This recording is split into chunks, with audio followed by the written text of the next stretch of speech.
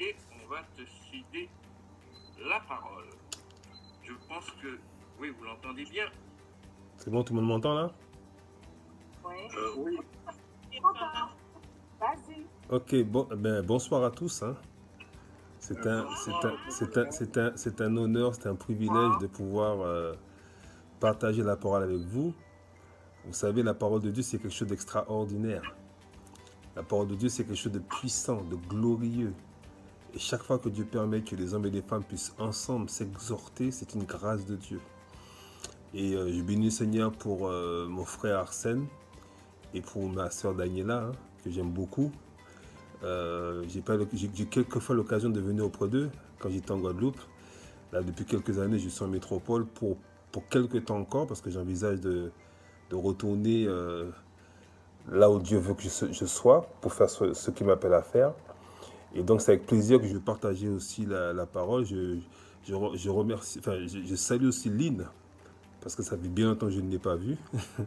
Et je suis toujours content de voir son visage et tous ceux que je ne connais pas qui sont là chaque lundi. C'est une grâce de Dieu.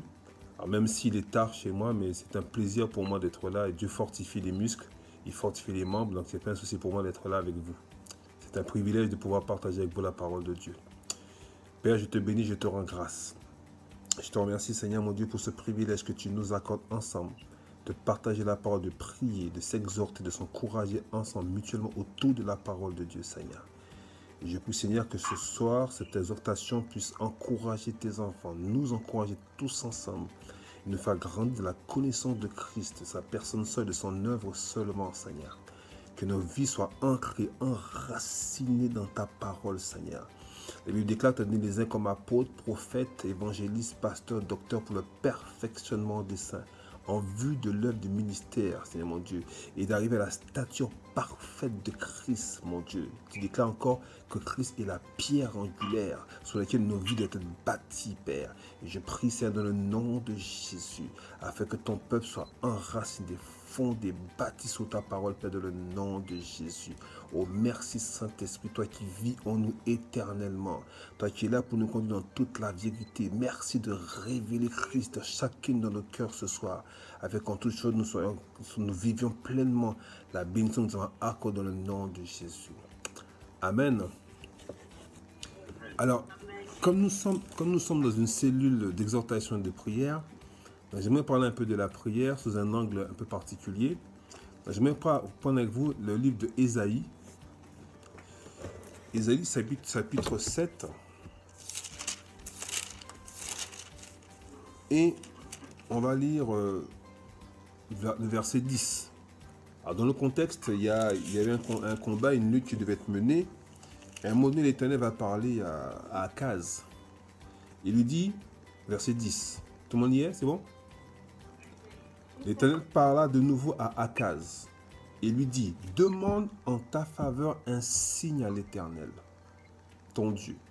Bien entendu, aujourd'hui, en tant qu'enfant de Dieu, né de nouveau, on n'a pas besoin de demander au Seigneur un signe, parce que le signe, on va voir qui est ce signe que Dieu nous a donné. Mais à l'époque, les gens n'étaient pas de nouveau, le Saint-Esprit n'était pas dans chacun des cœurs éternellement comme nous aujourd'hui. Donc vous avez besoin de quelque chose d'extérieur pour comprendre que Dieu existait véritablement. Le Seigneur lui-même demande en ta faveur un signe à l'Éternel, ton Dieu. Demande-le, soit dans les lieux bas, soit dans les lieux élevés. Akaz répondit, je ne demande rien, je ne t'entraînerai pas l'Éternel. Isaïe dit alors, écoutez donc, maison de David, est-ce trop peu pour vous de lasser la patience des hommes, que vous lassiez encore celle de mon Dieu? Et là, c'est un verset extraordinaire. C'est pourquoi le Seigneur lui-même vous donnera un signe. Voici, la jeune fille deviendra enceinte. Elle enfantera un fils et lui donnera le nom d'Emmanuel. Alléluia. Il dit, voici, lui-même le Seigneur lui donnera un signe. Ce signe, c'est quoi? La jeune fille deviendra enceinte. Elle enfantera un fils et lui donnera le nom d'Emmanuel, qui veut dire Dieu est parmi nous. Maintenant, regardons dans Ésaïe maintenant. Allons plus loin, Ésaïe chapitre 9. Donc le signe qu'il voulait donner, c'était un signe de délivrance. Le Seigneur voulait délivrer Akaz.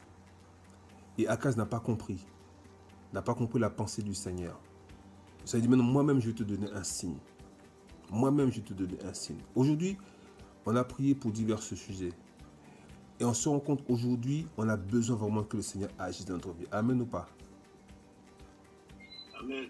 On a besoin que le Seigneur intervienne. On a besoin que ce que Dieu a accompli pour nous, on puisse le manifester. On a besoin que notre santé soit manifeste. On a besoin que nos emplois soient réels. On a besoin de vivre pleinement la parole de Dieu. Mais il y a des choses que le Seigneur veut qu'on puisse comprendre. Et ce soir, il est dit, à partir du chapitre 9, il nous dit, à partir du verset 5, il dit, car un enfant nous est né, un fils nous est donné, et la domination reposera sur son épaule. On l'appellera admirable, conseiller, Dieu puissant, Père éternel, prince de la paix, donné à l'empire de l'accroissement et une paix sans fin au trône de David et à son royaume, l'affermir et le soutenir par le droit et par la justice, dès maintenant et à toujours. Voici ce que fera le zèle de l'Éternel. L'exhortation de ce soir, c'est « Un fils nous est donné ». Alléluia. La Bible déclare « Un enfant nous est né, mais un fils nous est donné ». Aujourd'hui, nous voulons parler de ce fils qui nous a été donné. Et s'il nous a été donné, qu'est-ce que nous, aujourd'hui, on doit faire par rapport à ça? Quel est ce don que Dieu nous a donné? Et pourquoi il nous a donné ce don? Et qu'est-ce que nous devons faire aujourd'hui, en 2021, avec ce don qui a été donné il y a plus de 2000 ans? Ce n'est pas un enfant qui est donné comme un don. Souvent, on célèbre l'enfant Jésus. Non, la Bible dit qu'un enfant nous est né, mais un fils nous est donné. Alléluia.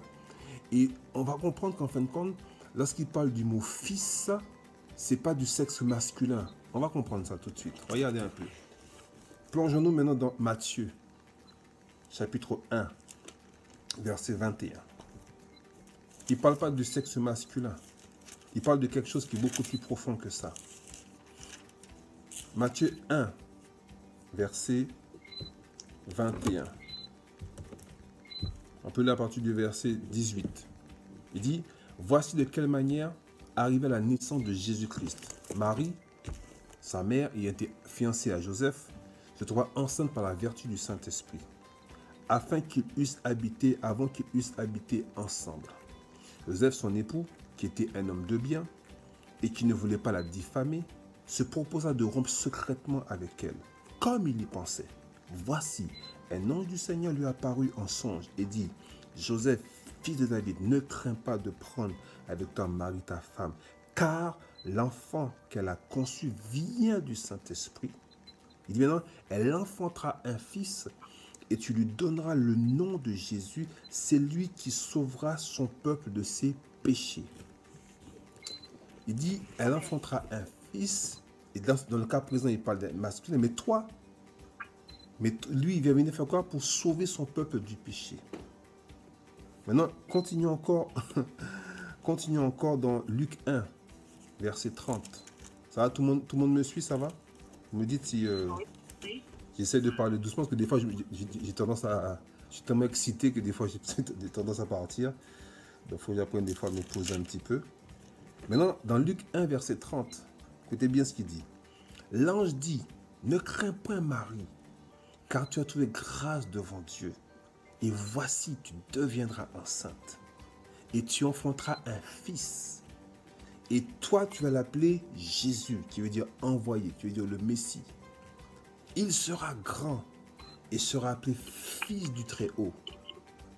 Et le Seigneur Dieu lui donnera le trône de David, son père. Il régnera sur la maison de Jacob éternellement. Et son règne n'aura point de fin. L'ange lui répondit. Verset 35. Le Saint-Esprit viendra sur toi, et la puissance du Très-Haut te couvrira de son ombre. C'est pourquoi le saint enfant qui naîtra de toi sera appelé comment? Sera appelé fils de Dieu. Alléluia.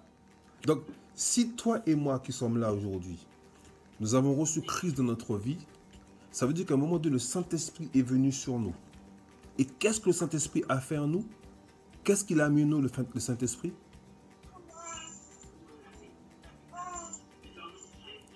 Qu'est-ce qu'il a mis en nous, le Saint-Esprit? La puissance. Qu'est-ce qu'il a mis en nous, le Saint-Esprit? La puissance. Il a mis en nous le Fils de Dieu. On peut répéter ça? Il a mis en nous le Fils de Dieu. Il n'a pas mis en nous un enfant, un petit enfant. Il a mis en nous le Fils de Dieu. Alléluia. Et donc, le Fils de Dieu qu'il a mis en nous, ce n'est pas un petit enfant. Le Fils de Dieu qui est en nous, c'est Christ lui-même. Amen, c'est bon? Il dit, il a mis en nous le Fils de Dieu. Un enfant nous est né, mais un fils nous est donné. Et ce que Dieu a mis en nous, c'est un fils. Et lorsqu'il parle de fils, il parle de quelqu'un qui est mature. Il parle de quelqu'un qui est adulte. Il parle de quelqu'un qui a l'habitude que la souveraineté reposera sur son épaule. L'autorité reposera sur son épaule. C'est-à-dire que le jour où toi et moi, on a reçu Christ, on n'a pas reçu un enfant. On n'a pas reçu un enfant du tout, du tout, du tout. Le jour qu'on a reçu un fils, on a reçu Dieu lui-même. On a reçu l'autorité. On a reçu le pouvoir. Il dit, la domination reposera sous son épaule et son règne n'aura point de fin. C'est-à-dire que la personne qui reçoit Christ dans sa vie, ce n'est pas une personne qui peut échouer. Ce n'est pas une personne qui peut descendre. Ce n'est pas une personne qui a des hauts et des bas dans sa vie spirituelle. Non, non, non, non, non, non. La personne qui reçoit Christ dans sa vie, elle reçoit l'autorité même. Elle reçoit Dieu en elle dans sa vie. Alléluia. Comment? Alléluia. Cette personne, elle reçoit Christ totalement dans sa vie. Alléluia. Lisons un peu. Lisons un peu un autre passage qui va nous aider. Dans Jean 17, verset 22. On parle de prière. On parle de parler à Dieu. Mais lorsque je viens parler à Dieu, qui suis-je pour parler à Dieu? De quel droit, quelque part, je peux dire que je parle à Dieu? Qu'est-ce qui fait qu'aujourd'hui, moi, je peux parler à Dieu? Toi et moi, nous pouvons parler à Dieu et Dieu puisse nous répondre. Parce que la prière, c'est quelque chose de sérieux. C'est quelque chose qui est important. On ne vient pas perdre son temps lorsqu'on vient prier. On vient prier, mais il y a une identité que Dieu nous a donnée. Et si on n'a pas compris quelle est cette identité, on va faire comme les païens, la Bible dit ils multiplient des vaines paroles. C'est-à-dire des paroles qui ne portent pas du fruit. Or, nous, en tant qu'enfants de Dieu, nous avons reçu celui qui est la parole. Au commencement était la parole était avec Dieu, la parole était Dieu.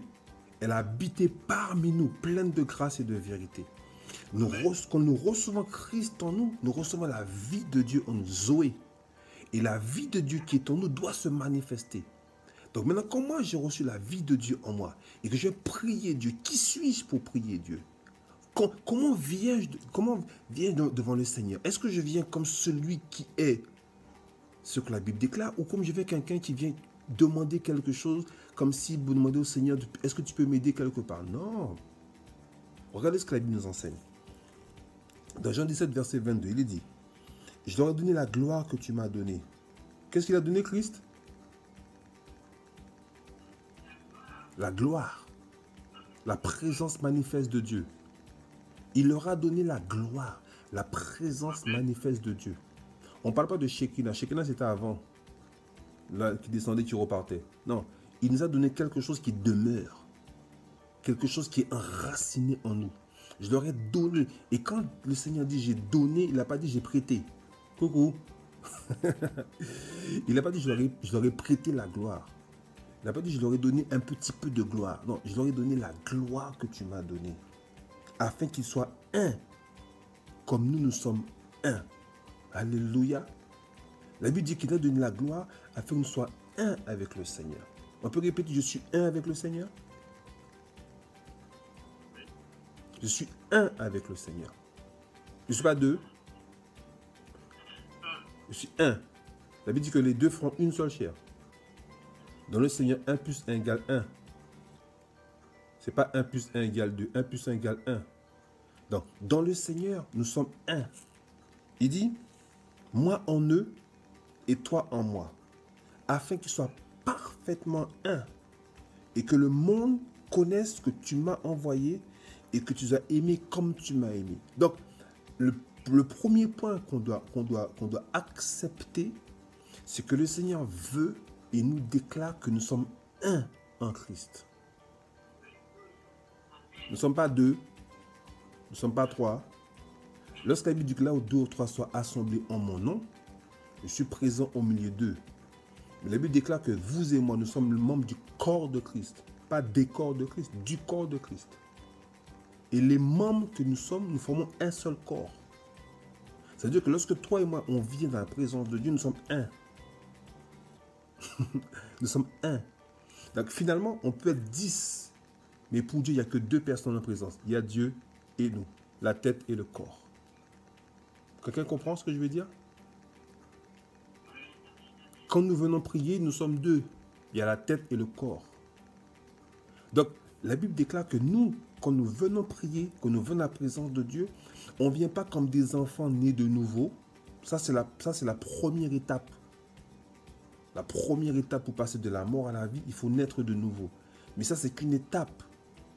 Mais la profondeur, c'est pas ça. La profondeur, c'est que nous sommes un avec Dieu. Donc moi, quand je viens prier comme Dieu lui-même. Je ne sais pas si vous comprenez. Je viens prier comme Dieu lui-même. Donc, si je viens prier comme Dieu lui-même, je ne quémande rien de la part du Seigneur. Je m'assois avec le Seigneur. On va voir ça tout à l'heure. Je suis un avec lui. Donc, exactement comme il est, je suis. Donc, quand je viens prier, quand je vis ma vie en Christ, je vis comme quelqu'un qui est exactement comme Dieu. Et ça, on doit l'accepter ça parce que ça, c'est comme ça que Dieu nous voit. Dieu ne nous voit pas comme des enfants. Dieu nous voit comme un fils. Il nous voit comme Christ. Donc, comment je viens prier? Je viens prier comme Christ qui est sur terre. C'est comme ça que Dieu nous voit. Donc, quand je viens prier, ou même quand je vis ma vie de tous les jours, je vis ma vie comme Christ sur terre. Ce corps qu'on appelle Pascal a reçu en lui Christ. Et Christ en lui maintenant fait en sorte que ce corps-là doit se soumettre à l'autorité de Christ qui est en lui. Et donc, dans tout ce qu'il fait, il doit faire exactement comme Christ ferait. Et quand je viens prier, c'est exactement la même chose. Je viens prier en autorité. En fin de compte, quand il dit fait connaître vos demandes à Dieu, en fin de compte, tu demandes ce que tu as déjà quelque part. Mais si tu ne le demandes pas, ça ne va pas se manifester. C'est-à-dire que je ne demande pas pour que la chose existe. Je demande parce que ça existe. Vous comprenez la chose? Parce que ça existe, je demande. Je ne crée rien. Je vais juste demander ce qui existe déjà en Christ. Mais si je ne prie pas, ce qui est déjà en Christ ne va jamais se manifester dans ma vie. Donc, quand mon corps est malade, je ne prie pas pour obtenir la guérison. J'ai déjà la guérison en Christ. Parce qu'il dit que par ses meurtrissures, j'ai été guéri. Pas je serai guéri, pas je suis guéri, j'ai été guéri. Donc, si par ses meurtrissures, j'ai été guéri, pourquoi dois-je prier pour la guérison? La guérison, je l'ai déjà. Maintenant, ce qu'il faut, il faut qu'elle se manifeste dans ma vie. Il faut que je vive cette guérison. Mais je ne la demande pas parce que je l'ai déjà. Vous comprenez ça ou pas? Il dit de riche qu'il était, il s'est fait pauvre. Afin que nous soyons enrichis. Donc je suis déjà enrichi. Mais qu'est-ce qu'il faut maintenant? Il faut que Dieu m'aide à que je vive cette richesse. Comment faire pour vivre ce que tu m'as déjà donné? C'est très important ça de comprendre ça. Nous avons déjà tout en Christ. La Bible dit que nous avons tout pleinement en Jésus-Christ. Tout. Quand il dit tout, c'est tout. Ce n'est pas certaines choses. Quand il dit tout, c'est tout. Et il dit tout pleinement. C'est-à-dire que le Seigneur ne s'est pas trompé. Lorsqu'il a équipé ses enfants, il a tout donné à ses enfants. Maintenant, le tout qu'il a donné, il faut savoir comment faire pour vivre cette chose. Et c'est là notre travail en tant qu'enfant de Dieu. Comment faire pour vivre ces choses que nous avons déjà acquises. Lorsqu'on ne connaît pas le Seigneur, on cherche des choses. On cherche Dieu à gauche, à droite. Par toutes sortes de religions, on cherche, on cherche, on cherche. Mais la Bible déclare que ce n'est pas nous qui cherchons, c'est Dieu qui nous a cherchés. Coucou. La Bible dit que c'est Dieu qui nous a cherchés. Parce que nous, on ne savait pas où il était, mais lui, il savait où on était. Et il nous a trouvés. Et quand il nous a trouvés, il a mis en nous son Fils, Christ. Un enfant nous est né, un Fils nous est donné. Nous a donné son Fils. Et nous avons reçu son Fils. Et quand nous avons reçu son Fils, nous avons reçu la même autorité qui est en Dieu. Nous l'avons reçu aussi. C'est pourquoi lorsque je viens pour prier, je viens prier dès le départ en autorité. Personne ne peut m'abattre. Personne ne peut me faire échouer. Ce qui est à moi, je l'obtiendrai au nom de Jésus. Je n'ai pas à combattre. Christ a déjà combattu pour moi. La seule chose que j'ai besoin, c'est de la sagesse divine pour vivre ces choses que Dieu m'a déjà données. Amen. Amen, amen. Amen. Non, c'est important ça. Tu as tout déjà. Tu ne peux pas avoir plus que tout. Parce qu'il n'y a pas plus tout que tout. Il n'y a pas plus abondant que l'abondance. Si la Bible dit que nous sommes déjà abondants, il n'y a pas plus que l'abondance. Si la Bible dit que nous avons tout, il n'y a pas plus que tout. Si nous avons tout, nous avons tout. Et c'est quoi il dit? Faites connaître vos... Alléluia. Il dit faites connaître vos besoins. Vos besoins, pourquoi? Parce que c'est vos besoins qui vont permettre que je me connecter à ce que j'ai déjà. Dieu ne crée rien, il a tout fait déjà. Amen. Il a tout fait déjà. Donc moi, quand je viens pour prier, je ne viens pas prier pour quémander. Genre, peut-être que le Seigneur... Non, non, non, non, non, non, non, non, non, non. Regardez. Excusez-moi, je commence à m'emballer là. Éphésiens. On peut lire Éphésiens, s'il vous plaît? À partir du verset 1. Chapitre 1, pardon. Il me reste combien? 15 minutes, c'est ça? Il me reste combien de temps, Arsène? 9 minutes? D'accord. Chapitre 1, verset 3, il dit « Béni soit Dieu le Père de notre Seigneur Jésus-Christ, qui nous bénira de toutes sortes de bénédictions spirituelles dans le lieu céleste. » C'est ça?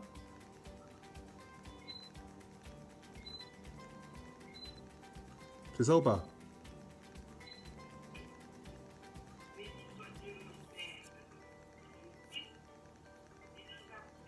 Il nous a bénis. Pas qu'il nous bénira, il nous a bénis de toutes sortes de bénédictions. Non pas physiques, matérielles, de bénédictions spirituelles. Où ça? Dans les lieux célestes en Christ. Donc les lieux célestes sont en Christ. En lui, nous avons été élus avant la fondation du monde. Donc, toi qui es en Christ, tu es quelqu'un de élu. Donc tu n'es pas comment dirais-je, une erreur. Tu n'es pas quelqu'un qui est là par hasard. Tu es le choix de Dieu. Coucou. Tu es le choix de Dieu. Si aujourd'hui tu es enfant de Dieu, c'est Dieu l'a voulu ainsi. Qu'importe comment tu es venu au Seigneur, qu'importe les moyens, qu'importe ce que tu as connu avant de venir au Seigneur, tout le fait que tu sois au Seigneur, c'est la volonté de Dieu qui t'a amené là où tu es aujourd'hui. Tout ce que tu as vécu auparavant, c'était douloureux, je peux comprendre parfaitement ça. Tout le monde dit à Christ, pas forcément dans la joie, ça peut être douloureux, ça peut être un décès, ça peut être une maladie, ça peut être des troubles, qu'importe. Mais le plus important, c'est que tu es à Christ. Et le fait que tu sois à Christ, la Bible dit que c'est une élection. Donc tu as été choisi, tu es le choix de Dieu. Donc quand tu viens prier comme quelqu'un qui est le choix de Dieu. Tu viens prier comme quelqu'un qui a le droit légal de se tenir là où il se trouve. Tu n'es pas une erreur. C'est pas non, Dieu a voulu que tu sois son enfant. Il dit, et regardez bien, hein, en lui nous avons élu avant la fin, pour que nous soyons saints et irrépréhensibles devant lui. Alléluia. Nous sommes saints et irrépréhensibles devant lui. C'est-à-dire que quand tu viens devant le Seigneur, tu viens comme quelqu'un qui est saint. Coucou. quelqu'un qui est irréprochable. Il se pourrait que dans tes pensées, il y ait des mauvaises choses. C'est pas grave, traite le problème. La Bible dit, soyez transformés par le renouvellement de votre intelligence. C'est tout. Si tu as des pensées qui sont mauvaises, c'est pas grave. Renouvelle ton intelligence. Mais il ne faut pas s'accabler, ah, j'ai péché contre lui. Non, tu es saint et irrépréhensible devant lui. Devant les hommes, on va te pointer du doigt. Les hommes vont te dire, oui, soi-disant tu es enfant de Dieu, regarde comment tu te comportes. C'est pas grave. On a le droit de se tromper. On a le droit de commettre des erreurs. Tu viens au pied du Seigneur, c'est voilà, le Seigneur va te rendre ton intelligence parce que spirituellement, tu es saint et irrépréhensible devant lui. Or, Dieu est esprit. Lorsqu'on vient on ne vient pas dans le Seigneur avec notre intelligence humaine. On vient dans l'esprit.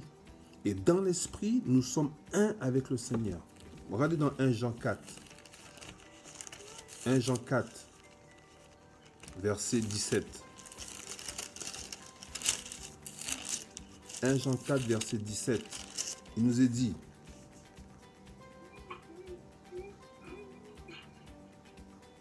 à partir du verset 16, il dit, et nous avons connu l'amour de Dieu, que Dieu a pour nous et nous y avons cru. Dieu est amour. Et celui qui demeure dans l'amour demeure en Dieu et Dieu demeure en lui. Tel il est, tel nous sommes aussi dans ce monde. Tel il est, tel nous sommes dans ce monde. Alléluia. Tel il est, tel nous sommes dans ce monde. Jésus lui-même dit, on vit dans ce monde, on ne vient pas de ce monde.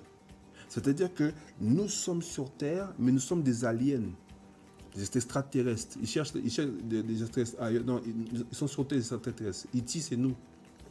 Nous sommes des personnes bizarres. Nous sommes des personnes compliquées. Nous sommes des personnes qui prient en langue. Nous sommes des personnes qui chantent un Dieu qu'on ne voit pas. Nous sommes des personnes qui prient pour les malades. Nous sommes des personnes qui proclamons des choses arrivent. Nous sommes des personnes qui chantons à tue-tête. Nous sommes des personnes qui crions haut et fort, Jésus-Christ est vivant. Nous sommes des personnes bizarres, des extraterrestres. Mais c'est comme ça que Dieu nous voit. Nous sommes des personnes qui pensons différemment des autres. Lorsqu'on a un problème, on ne se plaint pas, on va au pied du Seigneur. Regardez toujours dans Éphésiens 2, à partir du verset 6, il dit, il nous a ressuscités ensemble et nous a fait asseoir dans les lieux célestes en Christ. Où sommes-nous assis?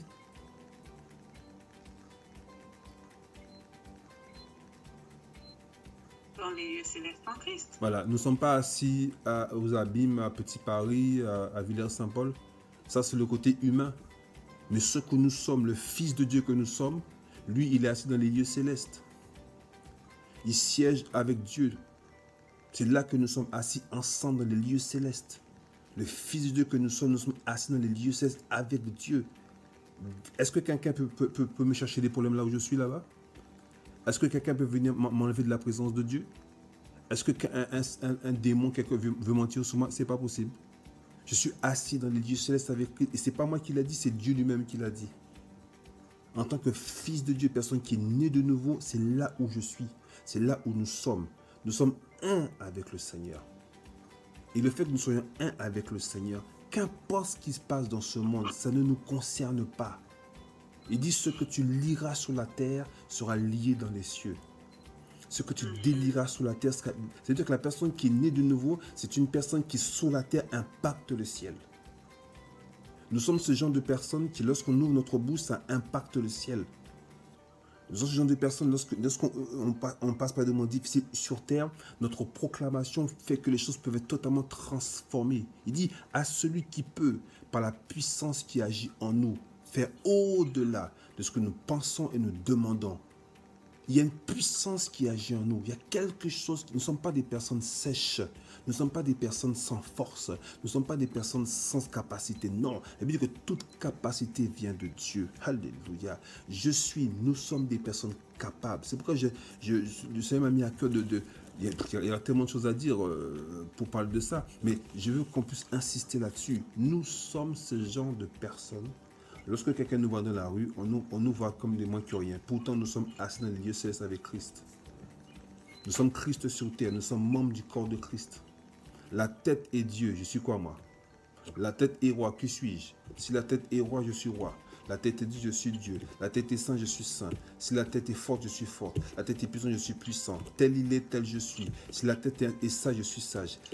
Voilà, je suis tel qu'il est. Peut-être que ça ne se manifeste pas dans ma vie. Mais c'est ce que je suis. Moi, je suis un homme. Quand je suis né, je suis né homme. Sauf que je suis passé par la phase nourrisson, comme tout le monde. Après petit garçon, après adolescent, après jeune adulte, etc., etc. Mais dès le départ, j'étais homme. Il fallait du temps que cela puisse se manifester. Ah ben c'est pareil. Le jour qu'on a reçu Christ, nous sommes Christ sur terre. Il faut maintenant que Christ apprenne à se développer, développer. Mais tout est déjà en toi et en moi. Amen. Amen. Alléluia. On peut prier comme des fils de Dieu maintenant. On peut prier comme avec autorité. On peut prier avec assurance. On peut prier avec confiance. La maladie n'a pas de pouvoir sur ma vie. Ce n'est pas elle qui décide, c'est moi qui décide. C'est moi qui décide. Tu ne peux pas venir attaquer mon corps. Non, c'est moi qui décide. Si tu veux rester, tu restes. Si tu pars, tu t'en vas. Je n'ai pas discuté avec toi. Je n'ai pas négocié avec toi quelque chose que j'ai déjà. Je n'ai pas négocié la guérison. Je n'ai pas à négocier ces choses. J'ai déjà. La Bible dit que soumettez-vous à Dieu. Reste. Je n'ai pas à chasser. Si je me soumets à Dieu, lui-même va partir. Je n'ai pas à m'occuper de lui. Ce n'est pas mon ami, ce n'est pas mon copain. Il a été terrassé. Christ a détruit les œuvres du diable. C'est fini. Moi, je dois avancer. Ma force, c'est de marcher comme Christ marche. Quand Christ était quelque part, c'est les démons qui tremblaient. C'est pas moi qui tremble. Les démons tremblaient. C'est pas moi, je n'ai pas à trembler. Je suis fort parce que Christ est en moi. Alléluia. Père, nous te bénissons, nous te rendons gloire et honneur, Seigneur. Nous te bénissons parce que tu as fait de nous tes enfants. Tu as mis en nous ton esprit, Seigneur. Et nous sommes fortifiés chaque jour en Christ, Seigneur. Tu nous fortifies par ta parole. Amen. Tu nous encourages par ta parole, Seigneur. Ce que tu as dit de nous, c'est la vérité. Parce que la Bible déclare que le fondement de ta parole, c'est la vérité. Tu ne peux pas mentir, tu ne sais pas mentir et tu ne veux pas mentir, Seigneur. Tu as donné à l'homme, le Fils de l'homme, de dominer sur la terre, Seigneur. Et donc, tu as mis en nous cette autorité pour dominer sur toute situation que nous pouvons rencontrer, Père. Et ce soir, je prie, Seigneur, que chacun d'entre nous, nous prenons pleinement conscience de qui nous sommes en toi, comment toi tu nous vois, saints et irrépréhensibles devant toi, Seigneur. Tu nous as encouragés, tu nous as fortifiés, Seigneur, tu as donné tout ce que nous avons besoin pour prospérer ici-bas, Seigneur mon Dieu. Nous te bénissons, Père, dans le nom de Jésus, et que Christ soit glorifié dans chacune de nos vies, Père, pour l'éternité, dans le nom de Jésus. Amen. Amen. Amen, amen, amen. Alléluia.